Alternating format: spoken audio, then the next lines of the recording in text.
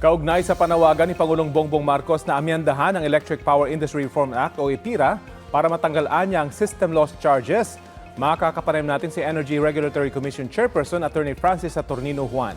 Magandang umaga at welcome po sa Balitang Hali. Magandang umaga, Rafi, at sa lahat ng mga nakikinig. Ano pong posisyon ng ERC sa panawagan ng Pangulo sa kanyang SONA na alisin na yung system loss charges? Bukas ang komisyon at sumusuporta ito dito. Ang kakailanganin na nga lang ay yung pag-amyenda ng IPIRA, specifically yung Section 43F, dahil dito nakabata yung umiiral nating regulasyon patungkol sa pangungulekta ng system loss charge. Very briefly po, pakipaliwanag nga po, ano ba itong system loss charge at bakit ito sinisingil sa mga consumer? Sa kasalukuyan kasi, ito ay inaalaw ng batas. Ito ay gastusin doon sa kuryenteng isinusupply sa atin. Halimbawa na lang sa isang kaban ng palay, kung ikaw ay magsusupply ng isang kaban ng palay ng 50 kilos at ito ay nabili mo ng sa halagang 50 kada isang kilo, ito ay 2,500. Pero kung itong palay na ito ay natuyo at ang naibenta mo lamang ay 40 kilos na lang, syempre kung ibebenta mo pa rin ito ng 50 sa halagang 50 kada kilo, bawas na ang iyong mare-recover. So kakailanganin talaga ng may karagdagan, i-gross up mo siya at nang sa ganun ay ma-recover mo pa rin yung halagang 2,500. So yan ang analogy natin pagdating sa system loss. Yung mga utilities kasi, yung dami o yung quantity ng kuryente na yan na dumating sa kanila, kapag ito ay isusupply na sa kanyang mga customer, bawas na dahil nga may mga technical at non-technical na losses na siyang nagpapababa doon sa kantidad o yung quantity na naibebenta niya actually sa kanyang mga consumers. Tama po ba na ginawa ito para maengganyo yung mga negosyanteng mag-invest sa energy sector? Ito naman ay para lang mabawi. Mayroong mekanismo na kung saan nababawi itong costs associated with these system losses. Dahil nga ito ay pwedeng may kapabayaan din ang mga utilities, kaya't mayroon siyang cap na pinatutupad namin. Pero meron talagang porsyento ng mga system losses na talagang kahit ano pa ang gawin ng mga utilities natin ay hindi talaga nila ito maiiwasan. Dahil talagang nangangawala yung kuryente kapag ito'y dumaloy sa linya niya. Sakaling maisabatas po itong pag-amyenda sa IPIRA law, gaano po kaya ito kabilis matanggal, itong sinisingil sa mga consumers? Immediate naman, pwede natin na talagang ipahinto na ang pangungulekta ng system loss charge. Of course, umaasa tayo na doon sa konsultasyon, kapag ito ay tatalakayin na, ay mapag-usapan din kung ano ang gagawin dito sa gastos na ito, kung paano na ito mababawi ng kung sino man ang nag-incur nito. At nang sa ganon ay hindi naman din malagay sa alangan yung ating mga utilities at yung kanilang viability long term. Ayun nga po, ano po magiging implikasyon kaya nito dito sa ating mga operation sa sustainability ng distribution facilities?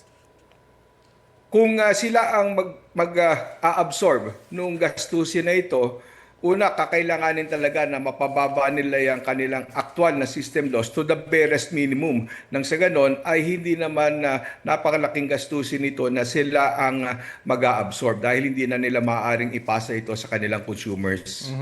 Yung pagpapasa naman po ng Sariling Kuryente Act para mas maging abot kaya ang mga rooftop solar panels at battery storage systems, gaano po ito ka-feasible at kabilis magagawa?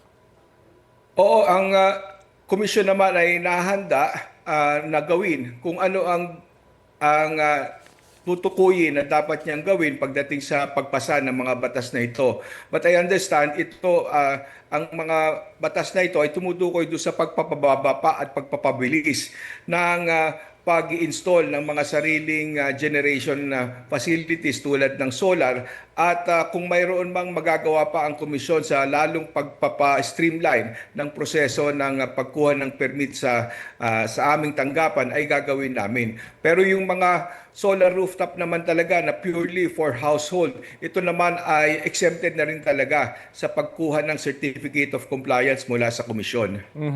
So hindi na po kailangan ng mga permits, kahit sino po pwede ho mag-install ng kanilang sariling rooftop panel?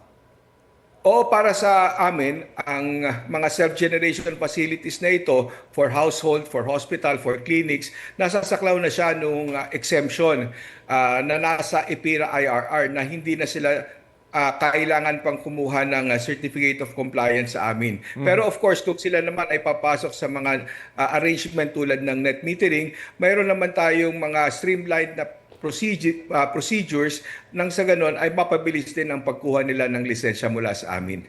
Nabanggit din po ng Pangulo yung paggamit ng nuclear power plant. Napapanahon ba ito at gaano po kahanda rito ang Pilipinas? Nagkaroon na naman tayo ng batas tungkol dito at ang komisyon ay nakikiparticipate doon sa mga pag-aaral na ginagawa kung ano ang magiging role ng aming tanggapan tungkol sa pagtatakda ng singil at sa pagpasok ng nuclear energy dito sa ating generation mix. Pakipaliwanag nga po, mas nagbago na yung teknolohiya pagdating sa nuclear energy. Mas safe na ho ba ito ngayon? Paano natin ipapaliwanag sa taong bayan kung ipupursungan natin yung paggamit ng nuclear energy? Pagdating naman sa safety and other concerns, ito naman ay nasasaklaw ng batas at mayroong mga pamantayan. Of course, ito ay nasa ibang ahensya ang pangangalaga tungkol sa mga ganitong usapin. Ang sa amin ay pagdating sa usapin ng kung magkano ang dapat na ipasisingil sa kanila kung sila ay makapagtatayo na ng mga planta at makapag-supply sa ating grid. Okay, maraming salamat po sa oras na ibinahagi nyo sa Balitang Hali. Maraming salamat din, Rafi. Yan po si Energy Regulatory Commission Chairperson Attorney Francis Saturnino Juan.